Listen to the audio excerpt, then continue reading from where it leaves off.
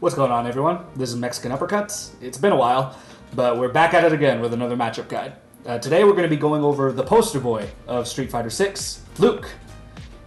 He's an amazing mid-range fighter with a well-rounded kit and some really, really good normals. He's a Shoto on steroids, y'all. He's pretty widely considered to be one of the strongest characters in the game, so today we're going to learn how to knock him down a peg using the power of our loyal fans. So make sure to like and share the video, follow me on Twitch, Twitter, TikTok, all that good stuff. Make sure to subscribe to the channel if you want to see some more Zangief content. And yeah, let's go ahead and get into it. So Luke is a Shoto pretty similar to Ryu and Ken with some of the best buttons and conversion ability in the game. I mean, he'll hit you from like this far and he'll be able to confirm into something. You can actually use a lot of the concepts from the Ken matchup against Luke. So, you know, he's got some buttons that stick out for a while, so try to whiff punish him. But most of Luke's buttons actually move him forward. I mean, look, even his jab, he steps forward really far. So he has an excellent whiff punish game. You really don't want to whiff against Luke. You need to be really careful throwing out any buttons, especially something like his standing heavy punch and his standing light punch, his jab. They reach far enough to punish pretty much anything consistently. You might think that this means he can be whiff punished easily as well, and you're right to an extent, but honestly, if you're playing in a range where you can whiff punish him, this is kind of where he wants to be. He wants to ignore that uppercut. He really wants to sit around this range so he can pressure you with Sandblast, and he can drive rush at you. So whiff punishing him, it's not really something that you want to incorporate as a major part of your game plan, but it is something worth keeping in mind if you notice that this Luke player happens to throw out those buttons a little haphazardly. Similar to Ken, rushing him down and overloading his mental stack is a good way to just kind of protect yourself from any unfavorable situations. I mean, the best defense against pressure is to not be in that situation in the first place. So if you manage to get the pressure on him, put him on the back foot, eventually they're going to panic DP just like any other Shoto's going to. They're going to crack eventually. So, you know, keep the pressure up when you can, but ideally you will want to get in close because the mid-range is actually where Luke shines the most. Alright, I mentioned earlier that Luke is a mid-range monster, and this, his fireball, is one of the main reasons why. Sandblast. It's absolutely nuts. It's got a little bit of a slower startup than something like a Hadouken, but it makes up for it by being ridiculously fast once it gets rolling. So because of that, they're really strong in this mid-range. He can keep you pinned down and it can make it kind of hard to approach because you can't really move forward in between fireballs as much as you can with other characters. So you might be thinking, oh, I'll just walk forward and parry the fireballs. And you're right. You can parry the medium one and the heavy one, but if you're a little too far away, a lot of Luke players actually like to use the light version of the fireball because it doesn't go very far to kind of bait out your parry, similar to a JP feint. So they'll make you waste your drive gauge. Just walk forward and block them. Once you get close enough to where this light fireball is going to hit, then yeah, be a little more liberal with your parries. But be a little more conservative with your drive gauge up until then, because he will try to bait it out. A really common thing that Luke players like to do at close range and in the corner, especially in the corner, they like to do standing heavy punch into heavy sandblast. The reason they like doing this so much is because it's a frame trap. There's a gap between the heavy punch and the sandblast, and if they catch you mashing, the sandblast will counter hit. You can't get a combo off of it or anything, but you know, counter hit damage is counter hit damage, so you'll take what you can get. A win's a win. But you really don't want to. You might think, oh, there's a gap there, that means I can counter DI. Not really. If you try to DI this, he actually recovers in time to DI back. I know I did it a little late. I'm going to mash the crap out of it. Assuming I can hit the button. Yeah, did it as early as possible there. He still has enough time. So DI is really not the answer here. Luckily, Zangief has a good answer. We can use the armor on our standing heavy punch.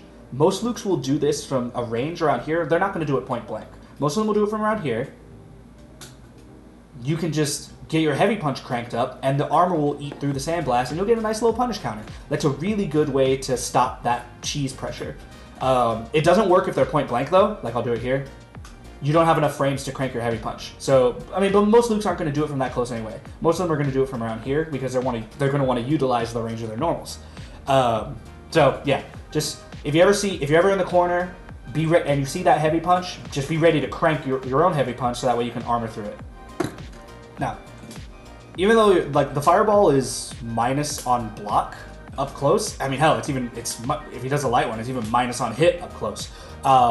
You might think like, oh, I blocked a fireball and he's right here. That means I could probably get a nice punish here because most fireballs, if they do them when they're too close to you, you can typically punish them, and you can.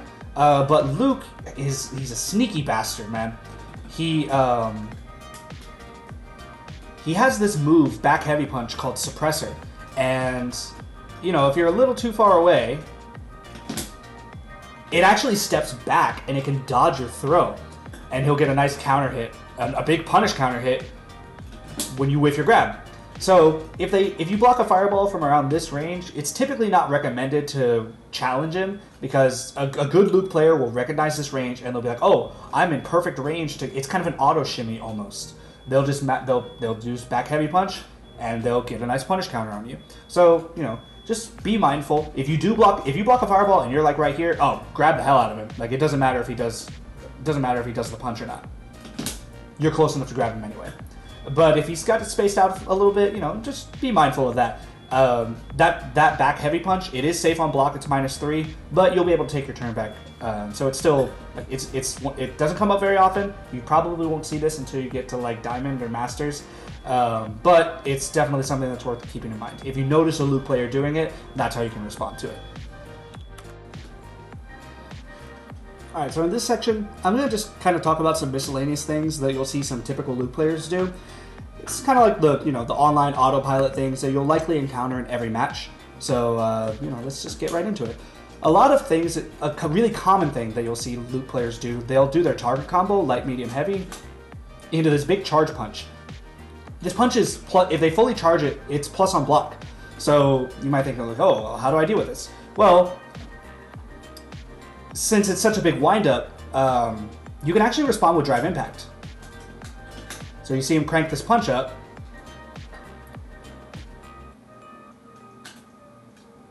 You have enough time to react with drive impact. I mean, yeah, I knew it was coming, but here, I'll do it late. Even if you do it late, he can't respond. That's a punish counter. That's guaranteed. So if you see them charge up that big wind-up punch, just be ready with the drive impact, and you're good to go. Don't use Zangief's standing heavy punch, because that big charge punch at the end has 2 hits, and your heavy punch has only 1 hit of armor. Assuming I don't accidentally hit him out of it.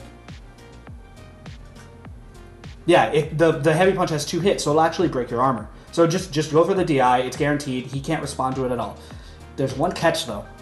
If he has level 3, he can actually counter your DI. He can counter your counter. So let's get a little bit of this action going. If he has level 3, he can cancel. So watch. I'm going to try to DI it this time. Did I set it? I did not. I'm an idiot. Here we go.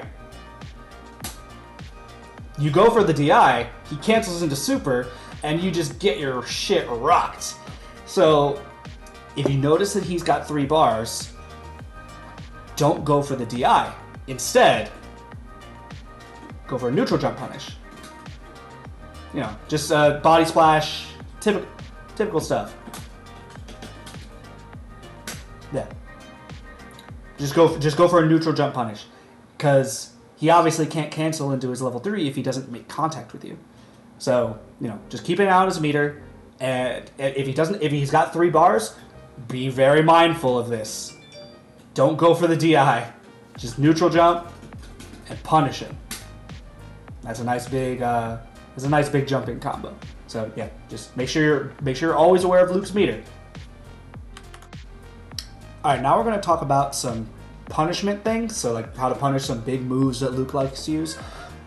Let's go over his supers, because it's noteworthy enough to kind of dedicate some time to it. All of his supers are punishable, every single one of them. But there's some properties that you've got to be mindful of.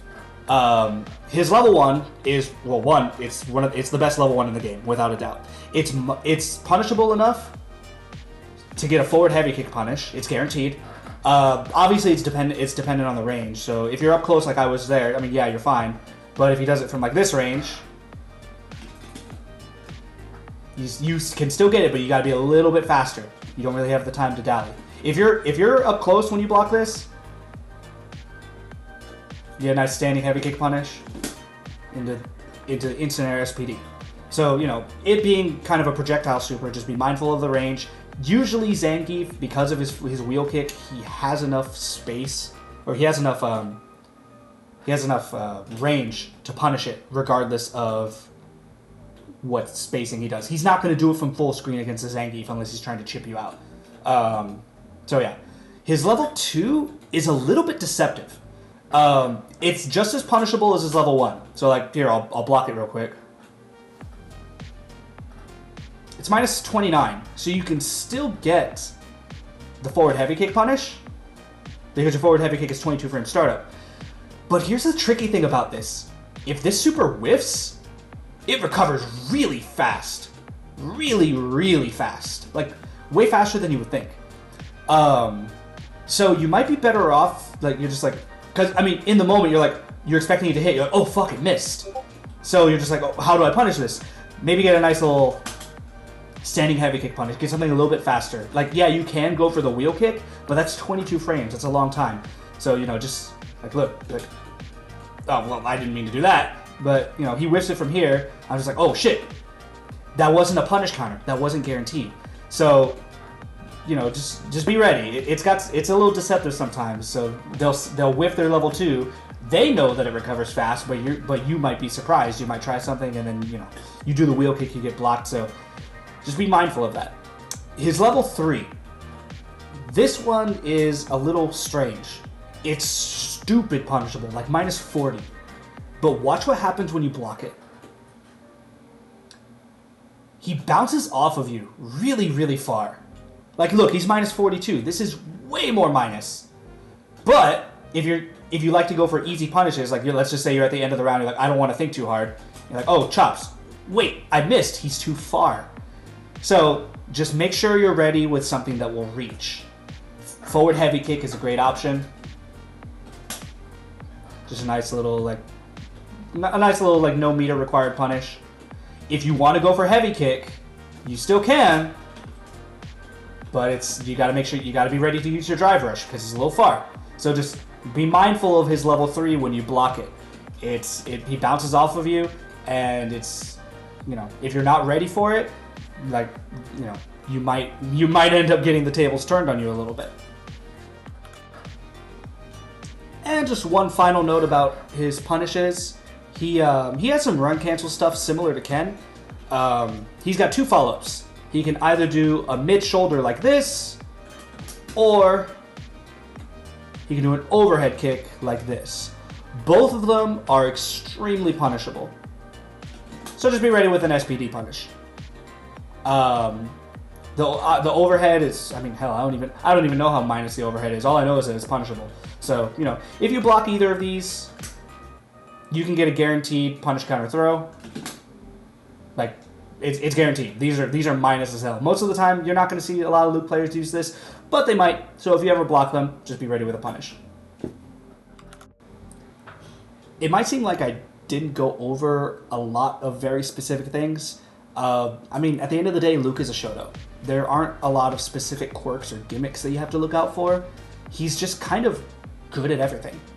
He can handle every matchup pretty well. He can handle most situations pretty well. He's got good pressure. He's got good pokes. He can play lame. He can play aggressive. He can go for throw loops, stuff like that. I mean, approach this matchup like you would any other Shoto, and you should be able to come out on top. Most Shotos, you know, every Shoto's got an invincible wake-up DP. So, you know, get a knockdown, press your advantage, they're going to crack eventually. So, you know, you're going to see a lot of Lukes. Luke is a strong character. You're especially going to see a lot of modern Lukes. So, you know, just keep your head, just keep a cool head, walk him down like you would anyone else, have that DI ready for those charge punches and all that stuff, you should be good to go. I know it's been quite a while since the last video, so I hope this guide helps you with the matchup and gives you the tools you need to succeed against the army of Lukes that you're bound to run into. Now that summer's over and work has started up again, I'll do my best to have some videos here a little bit more consistently, but in the meantime, thanks for watching, good luck in your matches, I hope you have a great day, and take care everyone. See ya!